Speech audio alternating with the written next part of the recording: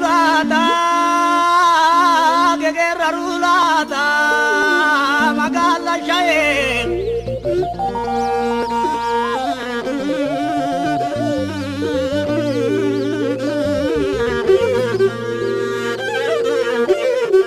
Guerra rulata, kale sanandabre.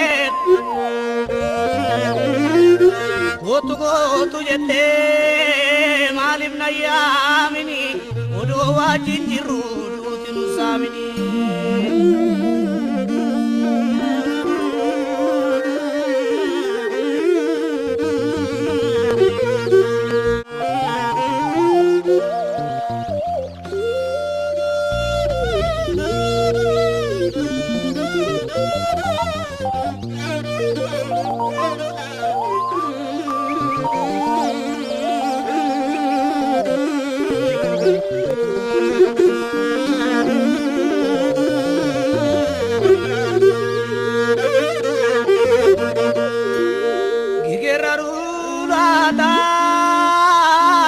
Guerra rulata, magalla shaen.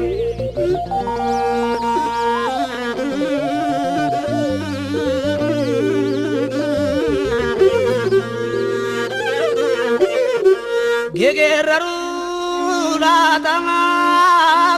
rulata, kale sanandabre. Gotu jette malim nayamini, odo wajinjiru dutinu samini.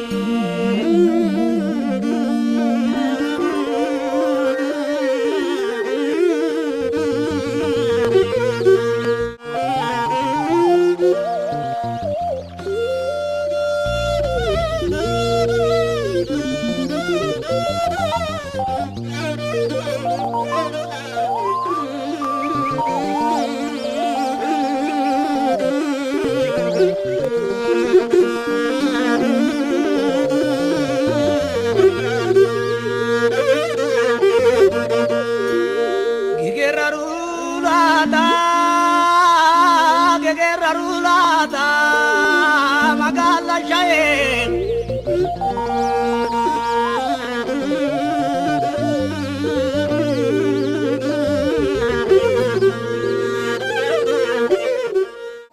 dirree irra jirra waan ta'eef osoo galma keessa jiraannee bakka teennu wal kenna amma ammoo bakka dhaabannee daqiiqa takkaaf ofirra bakkuma jiru sanitti gatteennee yaadanna sana booda ammoo abaaboo tartiibaan garna jechuudha so daqiiqa takkaaf boqonnaas nu ta'a haa ofirra gattaa'uudhaan haa yaadan daqiiqa takkaaf.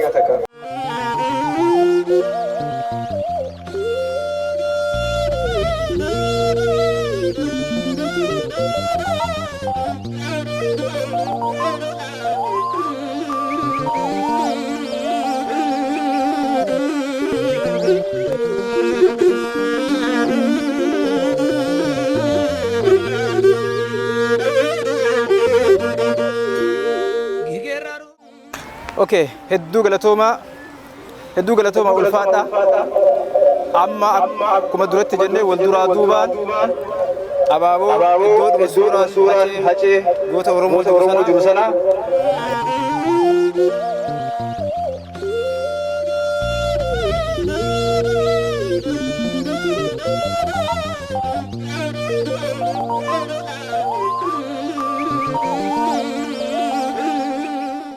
Aceen amma lumuun isaa jirutti kan nama haqa namaatiif falmatu kan seenaa Oromoo qotee baasudha kan rakkataa gargaarudha. Aceen waa hunda aceen nafsi isaa darbe malee waan inni hojjete waan inni lafa kaa'ee deeme itti fufa malee irraa nafu. Aceen har'a namoota kumaatamaan akka haceetti saba Oromootiif dhaabbatanii nuu burqisiisee darbe. Har'a kunoo ijoolleen keenya haqa saba Oromootiif walabummaa Oromiyaati bosona keessatti dhumaa jirti. Kun hunduu kan Acee guddisee barsiisee jedhe. Aceen abbaa seenaati. Abbaa seenaa Oromooti. Kanaaf borus har'as egereettis waan Aceen lafa nu kaa'ee deeme akka duuka buune iddoodhaan geenyudha kan nu eegsisiisu. Aceen hin duune wanti nu hojjete hundumtuu waan fuulduratti fufaa deemuufi kanaaf Aceen keenya nama jiruudha, nama du'ee miti. Garuu maal godhu har'a umurii isaatiin nu bira jiru malee wanti inni jiru siidaa ijaarratee deeme saba Oromoo guutuu Oromiyaa keessatti. Kanaaf Aceen keenya har'a nafsee isaa du'e malee kanammoo waggaa waggaadhaniin waan inni lafa nu kaa'ee deeme yaadachuun nurra jira. Kanaaf asii walitti dhufne jabaadhaa hajabaannu waan Aceen nutti kennee deeme itti hafuufniinu saba keenya Rabbi biraa dhaabbatu. Oromoo waggaa waggaatti kan yaadannuuf waan biraatiif osoo hin taane seenaa isaa irratti wareegaman sababa isaan gatii aarsaa kaffalaniif sababa isaan lubbuu isaanii itti dhabaniif ammas ammoo akka sabaatti gatii qaalii kaffalamaa tureefi wantoota gara fuulduraatti saba kana eeggatan xiyyeeffannaa keessa galchuudhaan nama du'ee nama saba kanaaf galaafatamee nama saba kanaaf jireenya dhabee dagatama taanaan inni har'a jiru wanti sabaaf aarsaa kaffaluuf inni boru dhalatus wanni saba isaatiif qabsaa'uuf yookaan ammootu du'uuf tokkollee hin jiru jechuudha. So namoota kufan namoota harka diinaatti wareegaman yeroo hunda yaadachuun isaan akka seenaan isaanii ummata kana bira jiru hawaasattis agarsiisuun saba biraattis agarsiisuun dirqama warra lubbuudhaan jiru jechuudha. So ammallee kanuma godhu jirra. Aceellee yaadannaa kana duras ammoo akkuma beekamu guyyaa gootota Oromoodhaaf jecha waggoottan kana dura keessa galaafataman yaadataa turreerra. Silaa Oromoodhaa duuti hin dhaabbattu wareegam dhaabbatu gara fuulduraattis goonni biraa yoo nu keessa kufe yaadachuun hin hafuu jechuudha. So kana xiyyeeffannaa keessa galchuudhaan guyyaa akkanaa kana kan yaadannuufi gama kootiin kanuma jechuu barbaada. Mee addee marii waa dabaltu qabdi fakkaatti.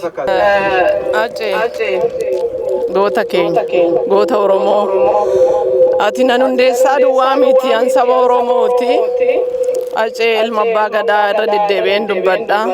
Goota keenya abbaa haqaa abbaa sabaa ati ijoollee miti.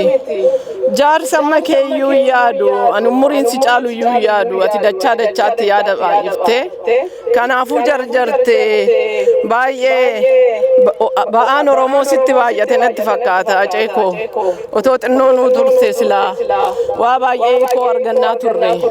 Acee ammas boqonnaan arganne silaa suma waan manneet. Acee lubbuun kee boqonnaa dhabe sabni Oromoo dhiiti sabnum tan biraallee waa'ee kee lafan godhu umurii isaa ammaa umuriin isaa darbee si biratti dabalamutti sabni Oromoo sin irraanfatu atu akka irraanfatamtutti hin uumamne. Acee keenya Acee hundeessaa hundeen kee saba Oromoo keessa jira. Hundeen kee yoomuyyuu hin fottoqu laphee Oromoo keessatti lubbuun kee amma darbee amma dhumaattuu sabni Oromoo amma dhumuunsa darbuutti yoomuyyuu sin irraanfatu. Ammas taanaan lubbuu kee Rabbi nu haa boqochiisu. Nu boqadhu baay'ee sabni si kaasee ormi si kaasee sabni keessi kaasee boqonnaa si dhoowwine kun qixxumaa jaalalaa. Kanayyuu ati immoo an jarjarteefuu namni gaariin turu kanaafuu nu jalaa daddaftee jarjartee nu jalaa boqatte. Rabbi immoo dhugaa kee haa baasu. Waaqni Oromoo Oromoon garaa qulqulluu Rabbi kadhata. Yaa Waaqoo jedhee Oromoon Rabbitti amanaa. Rabbi immoo dhugaa kee nu haa baasu. Gumaa kee nu haa baasu. Yoomiyyuu gumaan kee hin irraanfatamiin. Amma dhumaattuu sabni kee gumaa kee hin baasa. Ooltee bulti malee gumaan kee nafu. Acee goota keenya. Rabbi immoo boqonnaa si haa kennu. Egaa jabaadhu. Rabbi si haa jabeessu. Amanuun jedhu.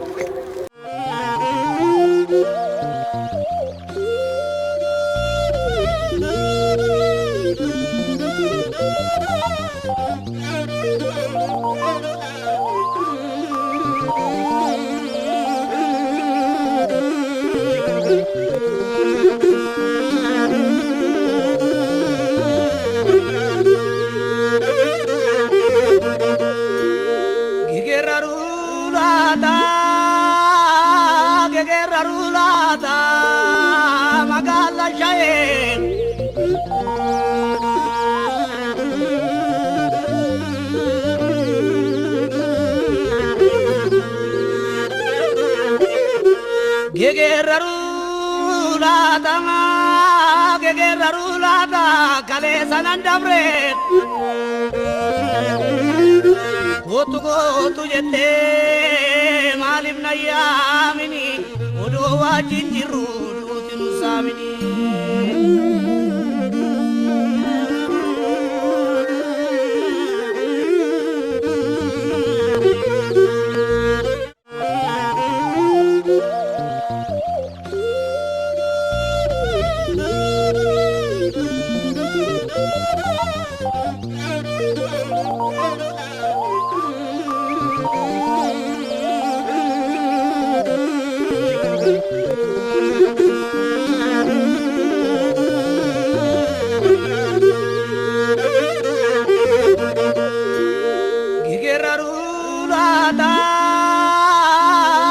gegerarulata magala shayen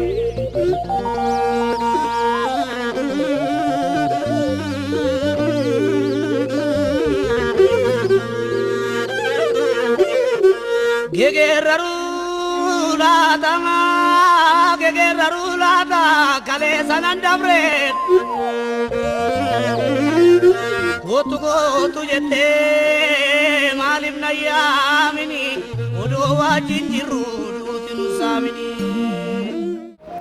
arrawanna sitti arkamnee fi sagantaa gooticha keenya Hacaaluu Hundeessaa guyyaa yaadannoo isaatti akka carraa ta'e guyyaan isaa guyyaa lama dabree garuu nuti haala mijjatiniif jecha har'a qopheessinee akka Amsterdam akka Neezerlaanditti soo hanumaan wal qabatee amma qophii sanfinnee qophii hubbaatu jira hubbaa saaphanaa qeerroo Oromoo akka Neezerlaanditti as waliin ba'anii waliinis taphatanii sanboodaan ijoollee ollaa keenya Tigraayitii wajji taphachuuf deeman soo kanaaf asii waliin qabamnee gadda keenya ibsannee amma bakka dirree hubbaa irratti argamnaa jechuudha. Ani maqaan kiyya Ridwaan Naasir Oromiyaa irraa hin dhufee akkasi. Wallaahi haalli biyya keenyaa haalli wanni akkuma waliin beenu waan hedduu nama sodaachisuu fi nama yaachisu bakka dabree jira biyyi teenya nagee dhabdee jirti akka takkaa akka waan gartee shayxaanii nagee nama dhowwu addunyaa guuturraa walitti qabamee biyya keenya keessa jiruu fakkaatti akka nageessi ibsuuf jechaan natti qaata jechuudha. Amma akka agarrutti ka asitti duulus Oromoodha ka achi as duulus Oromoodha warri bosonas jiranis Oromoodha ka asitti duulullee Oromoodha gidduutti ka miidhamullee uummanillee ka miidhamu uummata Oromooti. Falli kun akkamitti argama jettee yaadda? Ani akka mataa kiyyatti kanumiidhus Oromoo qaba ani yeruma hundaa'u nagee biyya teenyatiin hawaa so falli hadhufu waliin gattaanii mari'atu akkuma hayyoonni keenya jaanitti nagee fiduuf qawweenis wanni ta'u hin jirtu garuu hadhaa'ee bosona geeran hin deeggara akka wama jabaatee bosona galche an bosona deebii nagee oominjoon haga namtichi gartee rabshaa yaa'ii biyya nurra dhaabe kun haga inni ana doggore jee gartee doggora kasabotti gaa sunillee will never expect garuu numa eeyna haala kanaan gaa walumatti ilaalla tatanarra hafte moo nagee biyya teenya rabbi haa buusu. Ayyee mee yaadda uffata aadaa bareedaa uffattee dhufte uffata kana ofumaa tolfatte moo akkanatti tolftanii gurguran? Uffata kana dhugaa dubbachuuf anumaattu warra diizaayinaatti ani diizaayin goone warra diizaayinaa keessaa filadheetiin biyyarraa diizaayina magaalaa Shaashamannetti argamti maqaa isaa irraan nama dubaraa dalagee maqaa isii irraan fadheen jira Shaashamanne irraa so isiin naa hojjechiise. Uffata kan niitii kiyyaan naa hojjechiise so isiitu anaaf filate. Dargaggoota akka kiyyaatiif wanni dhaamu biyya faranjii keessa biyya ambaa keessa jiran. Biyya ambaa keessa jiran yeroo bakka akkanaa sanatti argaman akka mataa kiyyatti so waan biyya keenya irraa mari'achuu ammas akka qeerroo takkatti waan qeerroo biyyaa jiruu fi waan warra bosona jiru gargaaru irratti ani yaada kiyya ani akka mataa kiyyatti nama qawweetti amanu nageenyi qawween malee hin dhufu dhiigaan dhabne dhiigaan furannatti amanaa haa ta'u garuu aguma ta'u biyya teenya nagaya rabbi haa buusu qeerroo biyya kanaatti wani dhaamuu gizee bakka akkanaa dhuftan bakka garteetti waliin dhufu Oromoo kan dhuftan akka mataa kiyyatti silaa odoo aadaa teenya boonnee dhufne dasna ja'an.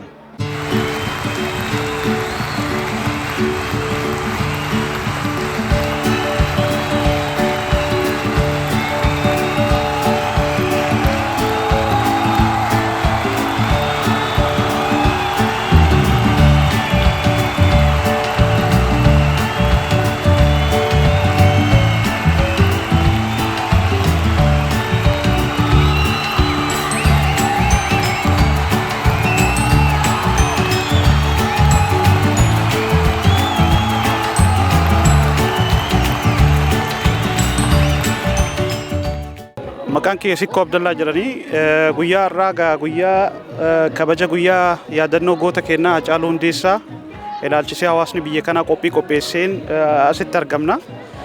Egaa qophiin kana fakkaataa qophiileen garaagaraan jiru amma dargaggoota keenyaa fi I think gama kaaniin immoo ijoollee Tigraay tapha kubbaa isaan jidduutti adeemsifamaa jira. Hawaasni keenya bal'aanis hin jiru sagantaa guyyaa kanaa hedduutu jira. Kana fakkaataa egaa taphni kan deemamaa jiru garee Tigraay fi ijoollee dargaggoo Tigraay fi garee keenya hawaasa Oromoo jidduutti godhamaa jira. Egaa dhugaadha ispoortiin gosa hin qabu, amantaa hin qabu.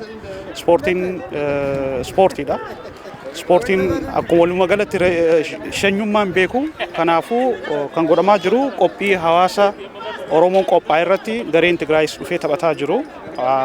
Kanaafuu wanti godhamaa jiru waan gaariidha. Because haala biyya jirus laallee akkuma hawaasa bal'attu nuti rakkoo qabnu hawaasa irraa osoo hin ta'in siyaasa. Siyaasni immoo karaa ifiitti furamuu qaba. Garuu hawaasni wajjin jireenyaafis gara fuulduraatiifis waan toluuf dargaggoonni keenyas ka Tigraayis akkasuma kan biraas dhufanii taphachuu danda'u jechuudha gara fuulduraatti. Falli Oromoon qabu waliin mari'achuudha. Oromoon qabu waliin mari'achuudha malee humnaa walitti deemuun waan nagaa ta'e irratti mul'atu. Because kan wal dhabaa jirus Oromoodha, kan wal fixaa jirus Oromoodha. Kan jidduu kanatti miidhamu immoo hawaasa Oromooti. Hawaasa Oromooti, qotee bulaa Oromooti. Walumaa galatti rakkoon Oromiyaa keessatti amma deemamaa jiru furmaanni isii tokkoon tokkotti waliin ta'anii haasa'anii rakkoo jiru akka Oromootti waliin furuudha malee humnaan walitti deemuun gamasiis ta'e gamanas adda wal qoodanii walitti deemuun gaagaabni dhufu ummatuma qabsoofna yookaan ummata bilisa baafna jedhan san jidduu miidhama gaagaama. Kanaafuu akka dargaggeessa Oromoo tokkotti akka amma jaarraa jiru kana keessatti wanti natti mul'atu yookaan ammoo akka mataa kiyyaatti natti dhagahamu rakkoon Oromoo jidduutti godhamu kamuu humnaan osoo hin ta'in nagaan karaa nagaan. Because Oromoon aadaa qaba, amantii qaba, taa'ee wajjin mari'atee rakkoo isaa furachuu danda'a jechuudha. Falli dirqisiisuudha mootummaa uummanni Oromoo. Because Oromiyaa keessatti yoo nageenyi hin dhufin gama naannoo biratti yookaan gara kaaba Itoophiyaatti nageenyi hin dhufa jedhamee eeguun sobuudha. Mootummaas taanaan wal tuffii fi wal jibbaa dhiisanii dirqamni osoo mana ibidda keessatti ibiddi deemaa jiru ibidda mana keetti dhiiftee kan ala jiru yookaan kan akkuma walumaa galatti biyya keessatti deemaa jiru kan naannoo biraa dhaamse jettee sobuun suni sobuu ta'a. Because dura falli jiru Oromiyaa keessatti rakkoo deemaa jiru, Oromiyaa keessatti ibidda deemaa jiru karaa kamiinuu haa ta'u. Furmaata itti kennu karaa kamiinuu itti jechu karaa nagaatiin. Because Oromoon wal dhageettii wal hubannaa wal fi taa'ee rakkoo isaa furachuu hin danda'a sababa guddaa waan ta'eef. Hayyuu hedduu qaba. Abbootii gadaatu jira, abbootii amantaatu jira. Kanaafuu akka mootummaatti yaanni ka'e sun dogongoraan fakkaata. Kun furmaata tokkoon fidu. Oromiyaa miti kaabaafillee hin ta'u. Because namni mana ofiitiif hin ta'in nama biraatiifis hin ta'u. Kun ilaalcha dogongoraati mootummaan yaada akkanaa kan yoo qabaatu kataataati kun guutumaan guutuutti rakkoon furanatti hin fakkaatu. Of tuulummaa akkanaas gabaabsanii dura mana ofii keessa garagalanii rakkoo Oromiyaa keessatti deemaa jiru. Kan amma argaa jirru naannoo Wallaggaatti, Boorana, Gujii keessatti rakkoo deemaa walumaa galatti Ongee gama gammoojjii Baalees, Harargees gaagama uummanni keenya keessa jiru hundi kennaa ni beeyna. Kanatti furmaata kennuu barbaachisa malee wal sobuun hin ta'u natti fakkaata.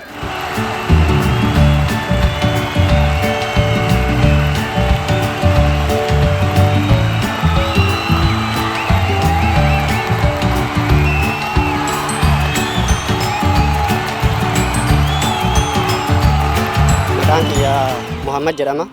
Asuma jiraataa magaalaa kanaati. Amsterdam jirra. Kanasitti argamneef wareegama Hacaaluu Hundeessaa waggaa lammaffaa isaa sababeeffachuudhaan amma ammoo tuuka irratti argamnu kubbaa miilaa garee Abdii Boruu ka jedhamutu ijoollee Tigraay wajjin taphataa jira. Yaa akkuma beekamu haala siyaasaatiin garaagarummaa akka qabnu ni beekama. Garuu siyaasaan akka jirutti ta'ee ummanni fuuldurattis ka waliin jiraatudha. Kanumaan wal qabsiisuudhaan jaalala ispoortiin jaalala akkasuma akka sochii qaamaati. Wanni Hacaaluu kana sababeeffachuudhaan kanuma agarsiisuudhaaf jaalala yookaan itti fufiinsa uummata agarsiisuudhaaf wanni Tigraay wajjin taphataa jirra kanuma jechuu barbaada.